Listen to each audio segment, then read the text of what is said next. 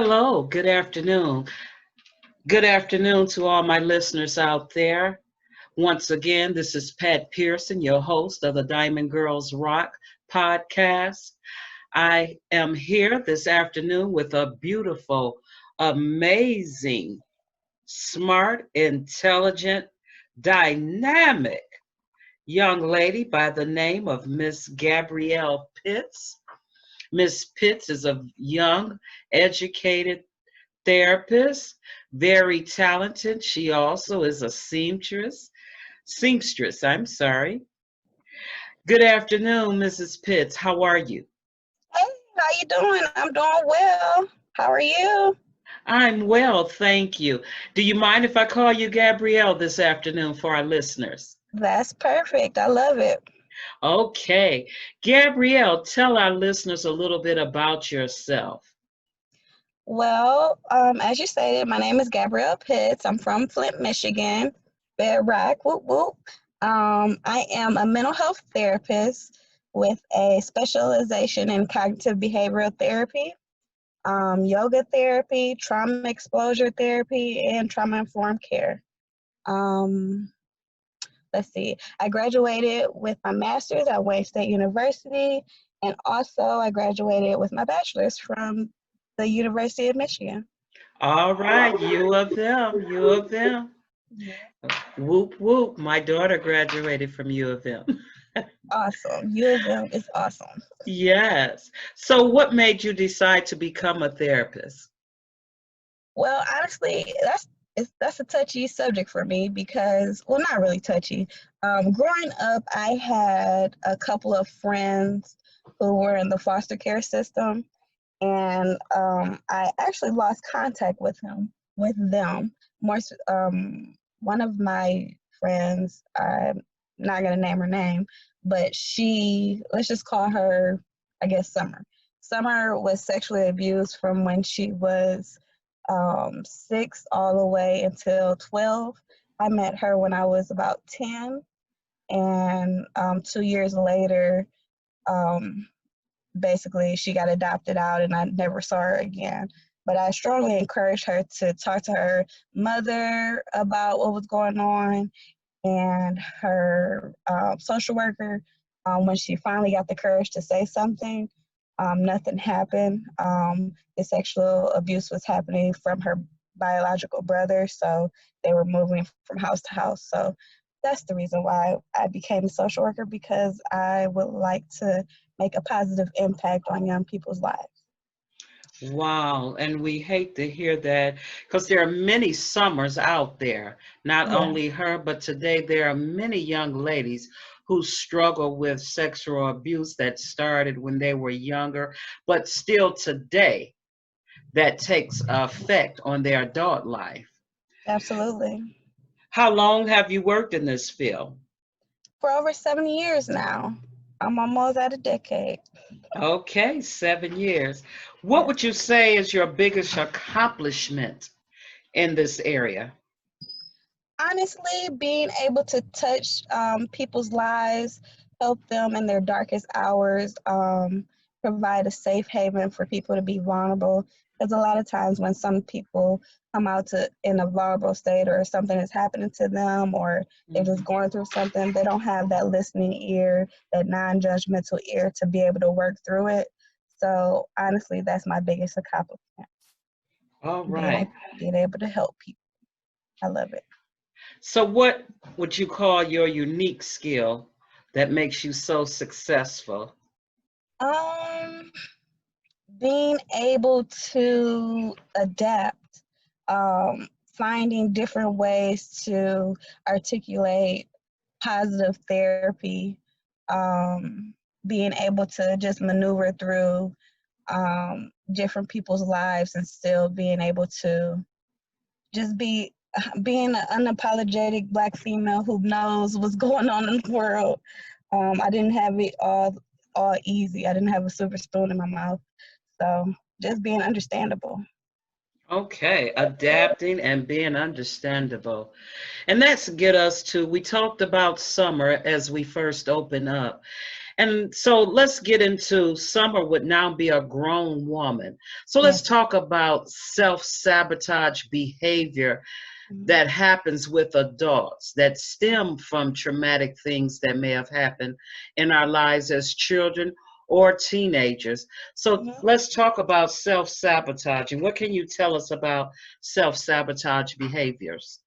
Well, self-sabotaging, according to Psychology Today, self-sabotaging behavior is behavior that is said to be self-sabotaging when it creates a daily problem within the person's lives or it interferes with long-standing goals. So if you have a goal of, I don't know, getting married or having a significant other, if you have a negative behaviors within that, then that's a self-sabotaging situation.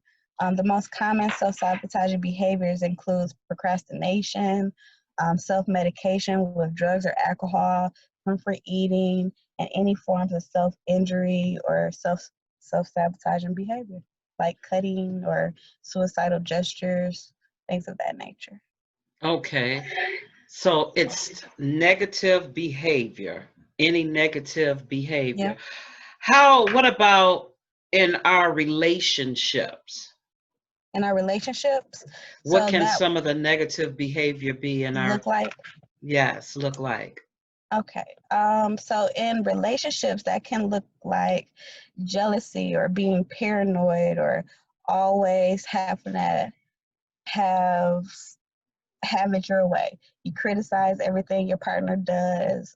You never can see positive in the situation. Those are some examples of what self-sabotaging um, can look in a specific in a intimate relationship. I'm sorry. What about in a friendship? What what can it look like in a friendship? Just two girlfriends Well, growing up together. growing up together, not holding yourself accountable. So saying that, hey, let's go out to meet for breakfast and you never show, or um, just just not being an ideal friend. So just not showing up in a relationship. So maybe if your friend calls you and they really need to talk, not being there to talk. Those are some things that come off the top of my head. My first. Okay. Okay, those are some good things. What about what does a healthy relationship look like? We may have listeners out there and they recognize some of the things that you said. Does a healthy relationship looks like? Healthy relationships is appropriate boundary setting. So first, I would like to point out you have to have a healthy relationship within yourself in order to have a healthy relationship with others, being just a friend or an intimate partner. So that's being able to being able to agree to disagree, being able to what is that? Give critical information. So being able to I'm sorry, I'm losing my train of thought. Just being able to talk your problems out with your with whoever the person is, and not having a fear of, oh, if I tell this person, then they'll never listen to me again, or they won't be my friend, or just being able to be vulnerable with a person and not have that vulnerability turned against you. Okay, okay. Being able to be vulnerable with a person. I hope our listeners are gaining something from all this great information you are sharing with us. What about relying on others for your happiness? Is that a self-sabotage? What would you call that? Well, I would call that yeah, in a way it's self-sabotaging, but in a way it's not holding yourself accountable for your own happiness. No one can make you happy but yourself. You have to look within in order to be able to, be happy. So if it's things within yourself that you don't like about yourself, or something that you want to change, maybe you should go talk to someone and see if it's something that you need to change. If not, then, don't. Don't change it. But the point is that you just have to love yourself before you can love others. That's right. You have to love yourself before you can love others. In today's society, we have so many what they're calling the friends with benefits. Now, Mhm. is that a healthy relationship? Can that be a self-sabotaging for some people? Well, when it becomes like a serial dating thing. So, or, I mean, some people you have to figure out what their goals are. So, some people like to just date and have friends with benefits, and that's all they seek out of a relationship. But if you want to like go further within a relationship, um, that behavior definitely has to be addressed because you're gonna repeat it until you address it. Okay, so let's remove the myth about someone contacting you for therapy, Mhm. about women going to therapy, just the African American race, period, finding a therapist and going to talk. Can you remove that myth, that stigma we have? Some myths, some stigmas about mental health is only crazy people go see a therapist, or all the therapist does is sit behind the desk. And more specifically, in the African American community, if I just go to church, God will fix it. If I pray hard enough, God will fix it. And I heard this a lot, like therapy is only for white people. Therapy is not made for black people. I don't want to go because I don't think they're gonna understand. So that's just it's a taboo because you don't want to interfere with someone with their religion. However, if you have a good therapist and if you have a good fit, a therapist will figure out a way to infuse your religious beliefs with getting you on your road to recovery, whether it is on drugs or whether it's on just self-sabotaging behavior. Right, right. And I'm going to agree with you. Some things a pastor can do, Hmm. Absolutely. with me being a pastor myself, some Hmm. things we can do. Hmm. But it's okay to go to a therapist. It's Hmm. okay to go see a therapist. Yes, we're praying for you, we're believing God, but Hmm. God also gives us help and aid through others. Hmm. And So that's if another avenue comes, take mhm, that avenue to seek additional help, because the goal is to have a person that's whole, correct. mentally, emotionally, physically, financially, and spiritually whole. Absolutely.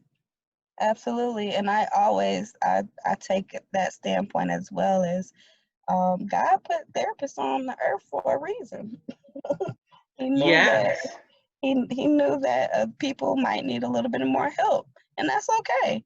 That's the strong thing when you're able to identify that hey, I need help. I need to talk to somebody. I can't figure this out on my own. That takes real strength and courage for someone to come out and reach out to someone and say, hey, would you be able to help? yes, yes, it does. So, Gabrielle, what do you wish you had have known starting out that you wish someone would have told you or you would have learned that you know About today? The help of someone else that's listening, another young lady that mhm, might be deciding to go into school, college this year and become a mhm. therapist. Well, I would strongly encourage becoming a social work first, um, because if you're able, just the difference between like social workers and psychologists and what is it called, counseling. Hmm. Social workers are more employable. So I didn't know this going into the School of Social Work, but I learned after I worked in the field that hey, most employers value social workers like a MSW and a BSW over counseling or educational or psychology, only because of the license specifically in Michigan. Now, other states may vary. That was important for me to learn too. That when you go to state, different criteria change. So it's just important for you to your look at your state guidelines and for licensing, so you can know what you can and cannot do. Okay. So what inspires you? What inspires me? Yes. A lot of things. I love to read books. I love to just sit out in nature.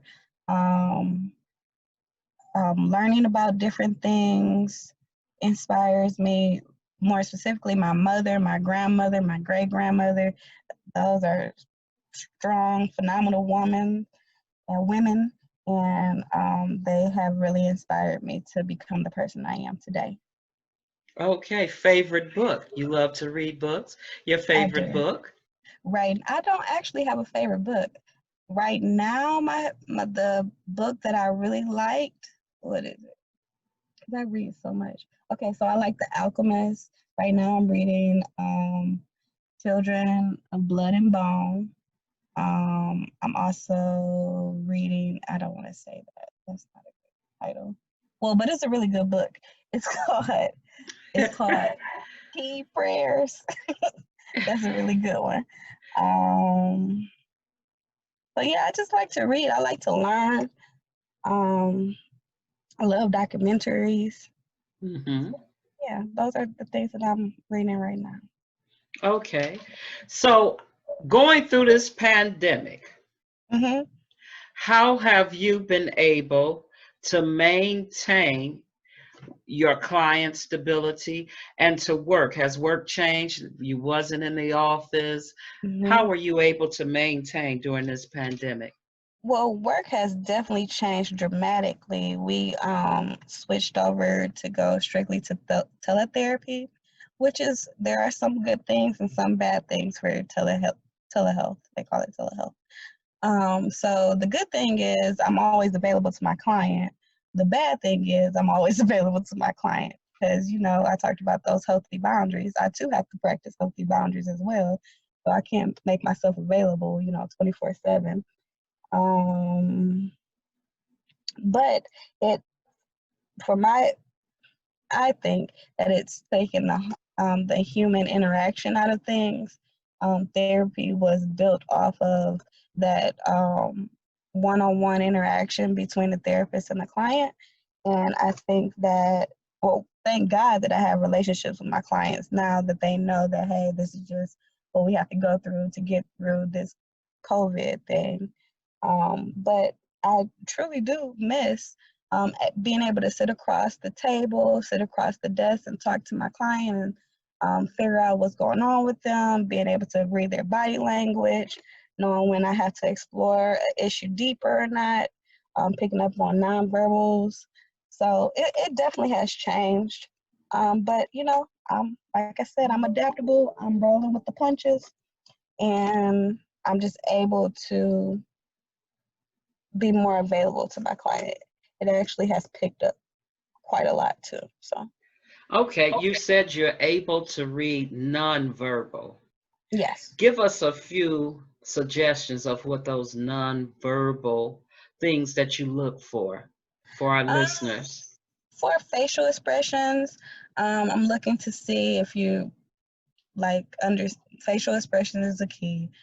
So if your arms are crossed, if you're sitting up straight, if you're being jittery or fidgety, those are some things. Those are some signs of anxiety.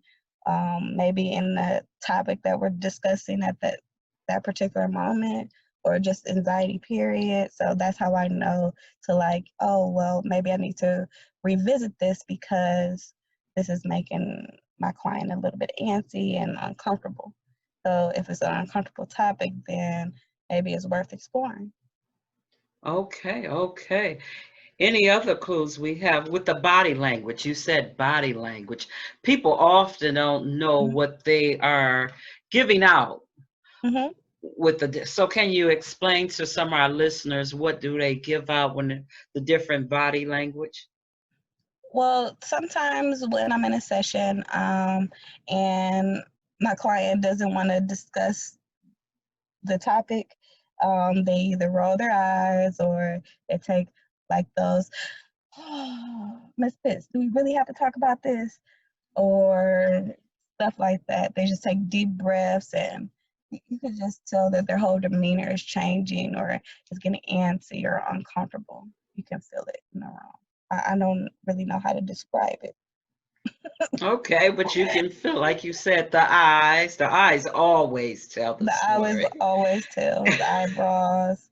Yeah, so crossing The your arms, all that. Yes, many people don't think crossing their arms does anything or tell you anything about them, or slumber, like you said, in their sleeps, slouching. Yeah, that's something that they do. Hey, I do it too. So it's not just, I'm not saying it's just a client thing. Therapy is inherently like shaming. So, and for somebody to want to go through that criticism to try to fix whatever problem it is, that is, I give everybody a thumbs up for that, because that's a good thing, because you're willing, you're going out and seeking help for things that you can't figure out on your own. And that's Right, okay. We're humans. We right. thrive off of each other's interaction. So, Yes, we all thrive off of one another, and we are humans. I want to go back to something you brought up that inspired you to become a therapist. You said the sexual abuse. Many females, mm-hmm, especially in the African American race, it was swept under the rug. What would mm-hmm, you say with a female today that may be struggling with that? mm-hmm, Never told anyone, was abused mm-hmm. as a young girl. What would you say to that young girl today? Well, I would say that you are a survivor. You are very strong, and it's okay to go and talk to someone about it, um, because it is affecting you.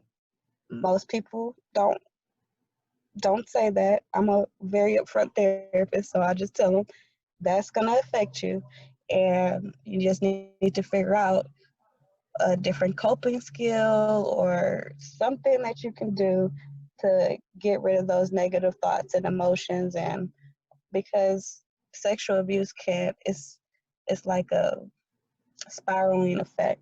It can happen to you and you can question it your whole life, and not not getting those answers answered, um, can take you down to a very dark place. So Yes, it can. Yes, it can. definitely go and seek help. You can call me, you can call, there's a lot of different resources out there now, um, especially with telehealth therapy. They even have apps where you can just let your therapist know that you need to talk right away. Um, Therapy is really, the business is really booming, because most people are reaching out and saying, hey, I have this traumatic experience in my childhood and I really want to talk to someone about it. I can't trust my family to talk about it because they just sweep it under the rug, or because they don't listen to me or they don't want to hear my point of view. So I just strongly encourage anybody and everybody to get therapy. Just not only the people who have been sexually abused, everybody can use a therapist, because it's just a different perspective. That's all. And that's a good way of looking at it, saying that it's a different perspective than yours or than some of your close friends. You're Right. talking to someone that does not know you, not related to you, Mhm. that can give you some advice, or that can see the whatever happened, can see the situation through a new set of eyes. Right. And a non-judgmental opinion. That's the really thing, because we're removed from the situation. So we can't really judge if you were wrong or if the other person was wrong or any. Therapy is for me, I know when you come in my sessions, it's non-judgmental.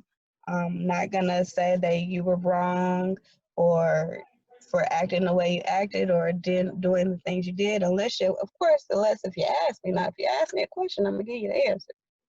But it's really good to have someone to talk to. Right. And for those listeners out there that may be struggling with something, a problem today, for those listeners out there who may be struggling, remember, you are a diamond girl. So we need you. We need you to clear your thoughts. We need you to seek help. We need you to talk to somebody because we want you to shine and be your best self. So, Gabrielle, what would you say to a young lady that may be listening and she does not think that may have traumatized her? Mm-hmm. What would you say she may be doing today that shows that it traumatized her? Mm, just that simple fact of her not thinking that what happened to her is traumatizing. Um, I would say that you're definitely a strong person. You're definitely strong-willed, and it's not affecting you right now in this moment. But at some point in time, you're gonna have to unpack those emotions. That's a good, you just said unpack those emotions. I like that.